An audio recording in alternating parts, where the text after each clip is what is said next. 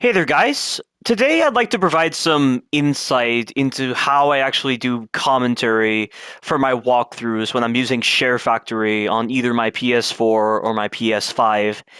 And I've thought about doing this for a while, especially when my friend is doing commentary, almost similar to what I'm doing when he's commentating Assassin's Creed. And I noticed the way his commentary sounded, and it sounded like how I handled my commentary in the early days of my YouTube position, where the commentary sounded pretty slow. It sounded pretty soft because I'm trying to make sure I'm not making mistakes in my grammar, and so therefore it just compromises the commentary.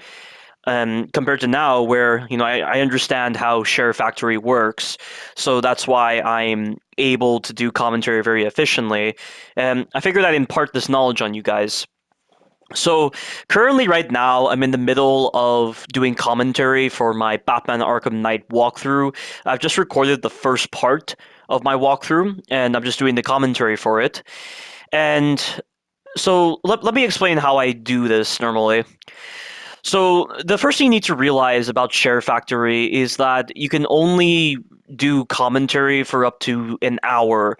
So do you see the 38-minute and 15-second marker on the bottom right?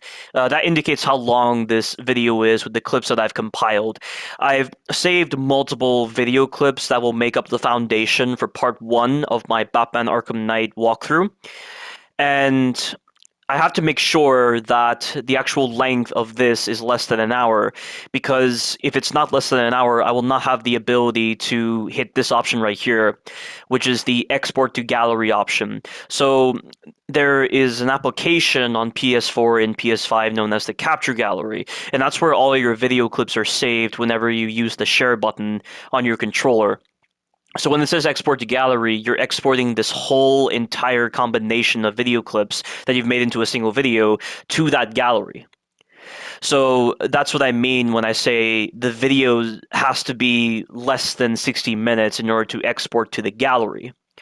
So one of the most important things that I'm trying to do for my walkthroughs is to make sure that I'm removing a lot of unnecessary content from the videos, such as like walking moments or talking moments or any moment where I'm not showcasing actual gameplay that is suitable for the walkthrough. Because the whole point of a walkthrough is to showcase how to do combat scenarios, puzzle scenarios, stealth scenarios, or anything that actually demands a lot of player agency.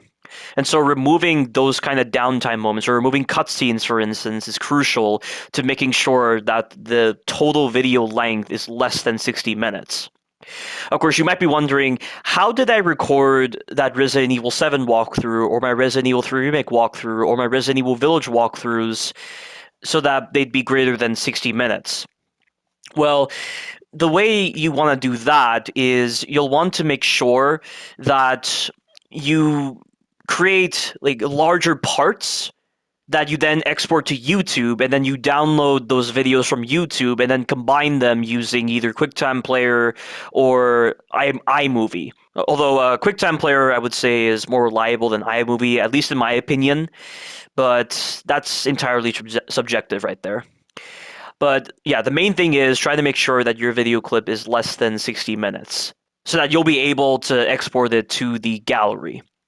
And if you're trying to make videos greater than 60 minutes, do individual parts of that larger video clip.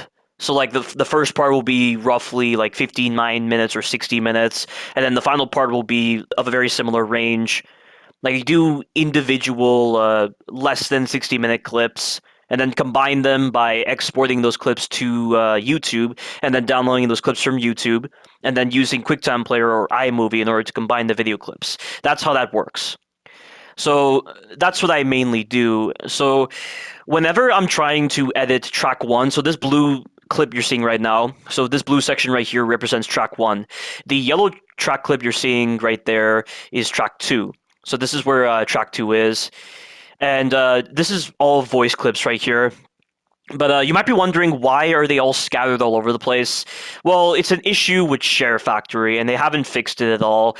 But if you do this, where you save your project and then you leave, and then you return to the project. So you go to My Last Project. This is recorded on PS5, by the way, so Sharefactory Studio works a little differently compared to Sharefactory, but I imagine the same issue still persists.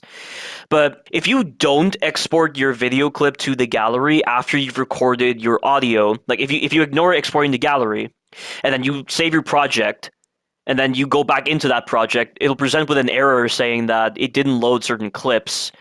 And that's why I'm missing certain yellow clips.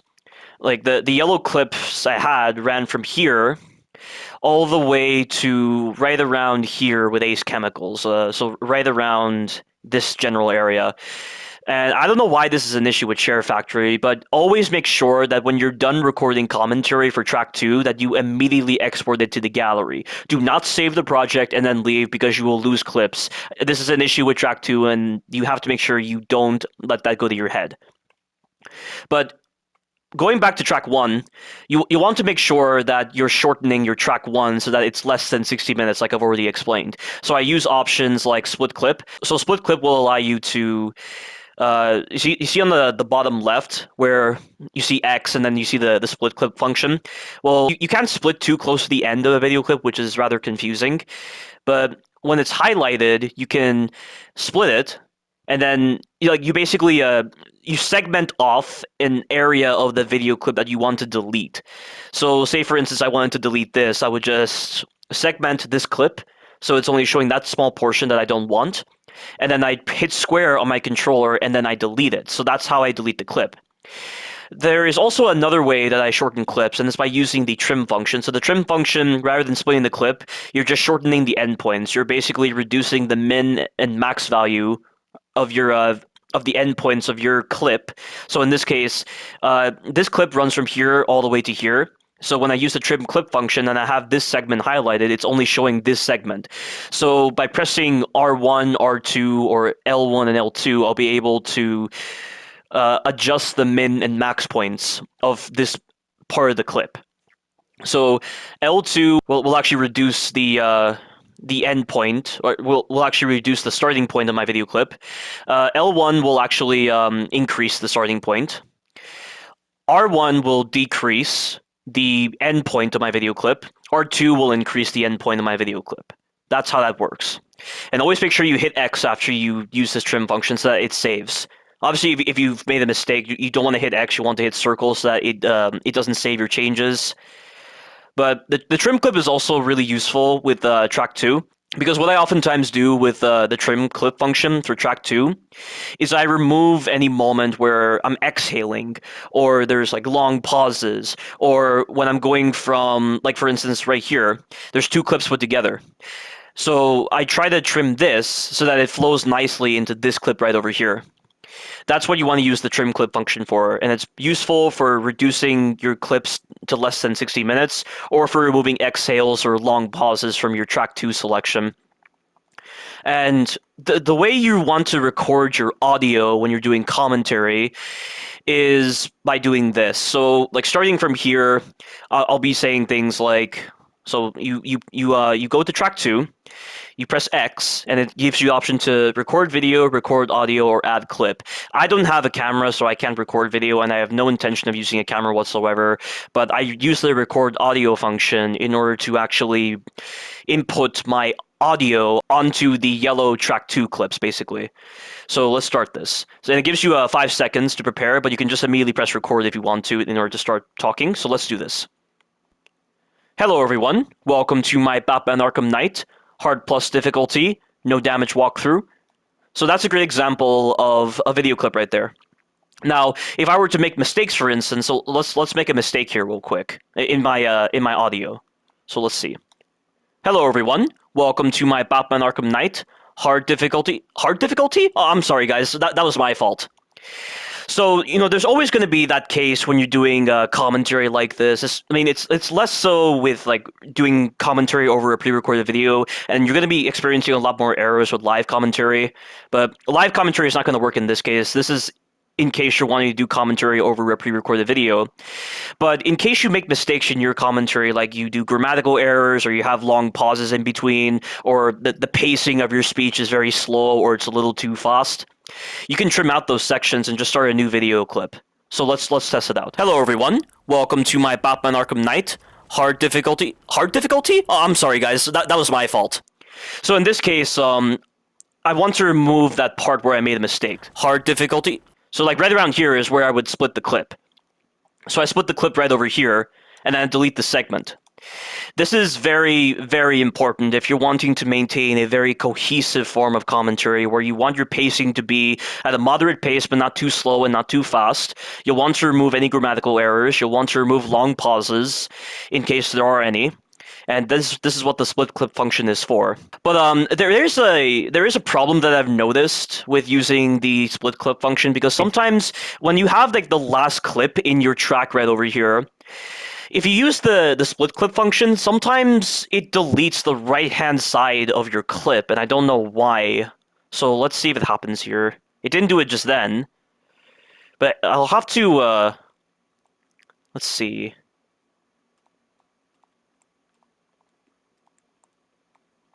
Huh, weird, it's not doing it.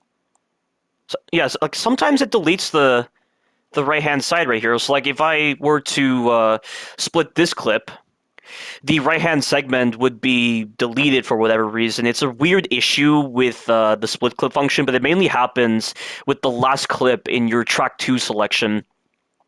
That's what I've noticed from experience, and this can be a problem because then I'm forced to scroll down the list of clips right over here and just create another split right over here, so that I'm then able to continue my commentary in another video. Because one thing you need to realize about the track 2 of Sharefactory is that you are only allowed to have 20 clips. You are only allowed to have 20 clips on track 2, and in track 1, which is this blue track right over here, you can have 100 clips. This is with the recent update. And also, I don't know if the PS4 Sharefactory received a very similar update to PS5, so I don't know about that. I don't know if on PS4, if it allows you to record 20 clips on track 2, or on track 1 it allows you to record 100 clips on track 1. I don't think it's the case on PS4, because originally on both PS4 and PS5, before an update on PS5, you could only record like 50 clips on track 1 and 10 clips on track 2, which made commentary rather annoying. But the thing you're going to have to recognize here is if you reach that limit with your commentary where you have 20 clips, it will say that you can't record any more clips for this part. So let's see that. The project clip limit has been reached. The clip cannot be split. That means I have reached the limit of 20 clips. Now, you might be thinking this is a massive inconvenience, so how am I still able to maintain my moderate pacing and remove a lot of pauses and remove a lot of grammatical errors from my commentary? Well, if you export this whole edited project to the gallery, you'll be able to create a Sharefactory clip that actually has the total length involved. So in this case, this was about a 38-minute video, and I've already exported this to the gallery. So I've managed to save my my commentary on my first initial attempt at this commentary. I mean, I've reached the 20 clip limit on my track 2, so that's why I had to export to the gallery. I didn't finish the commentary fully for this video, but I did that, and I'm able to go into new project, and you have to always pick a theme right here, but I always pick anime because there's less of these clips that I have to delete. But see here, this is the video that I made when I exported that whole project to the gallery. So by doing that, I have saved my video with the audio changes that I had in my first attempt. So listen to this. Hello everyone, welcome to my Batman Arkham Knight, Nightmare difficulty, no damage walkthrough. Yeah, so starting from there, and then going all the way to about here. And even though this was all audio that I recorded for my first attempt, and my first attempt is what I showed. That project that I showed, which was right over here, represents my first attempt at doing this commentary. So by doing that, I've been able to save my progress with the audio, but I've also bypassed the limit on track 2. So I'm able to bypass the 20 clip limit on track 2 by saving my progress and essentially creating a new video clip that integrates my audio, my vocal audio, into the actual video. And so I'm therefore able to resume from where I left off. So let me demonstrate it to you real quick. So I last left off right around here. So right around here is where my first attempt ended. Contributes. So it's right around here. So you'll notice, like, it's going to stop doing my voice right over here. See, there's no audio here because this is where my 20 clip limit reached, right around this point right over here. So because I've bypassed that limit, I'm able to start recording track 2 again. Is a pretty stupid fight.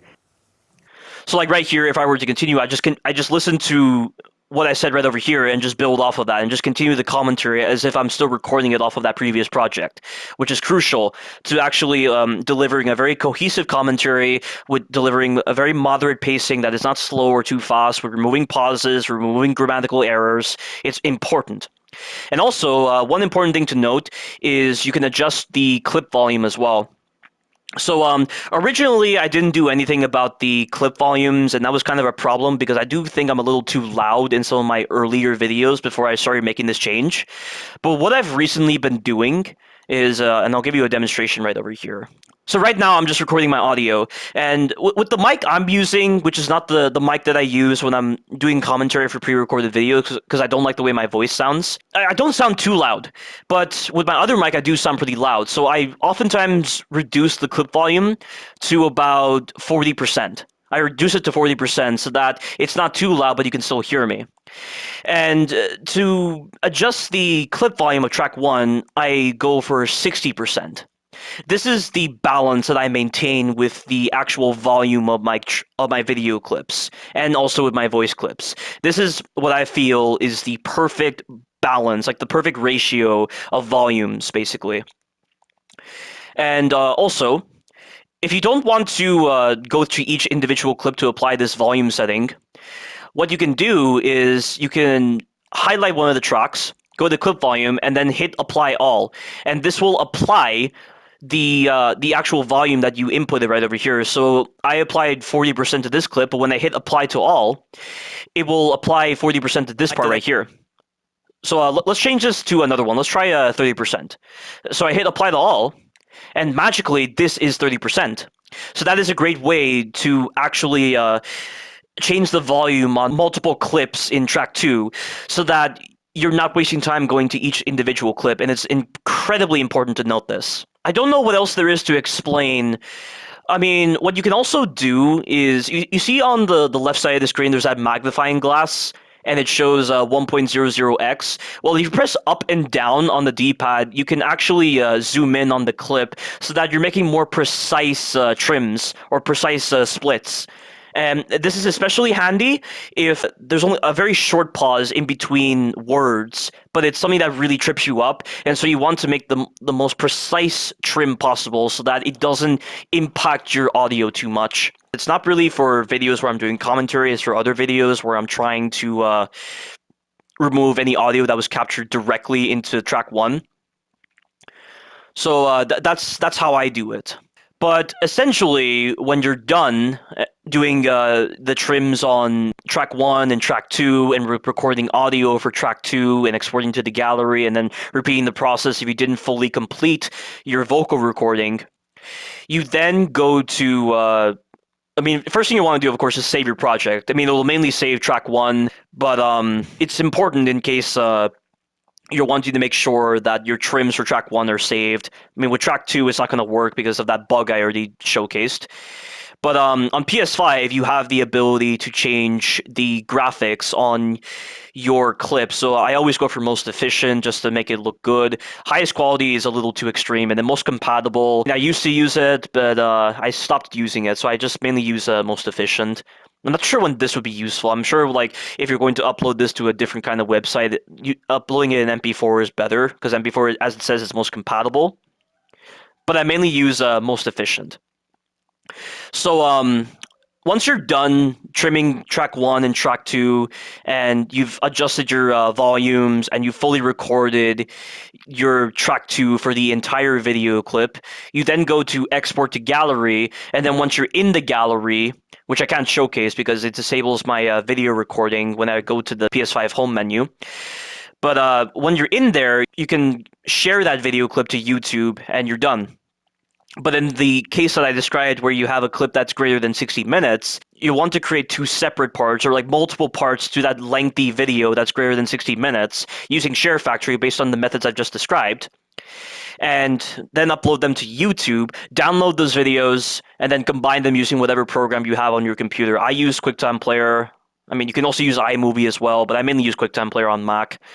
And that's how I do commentary.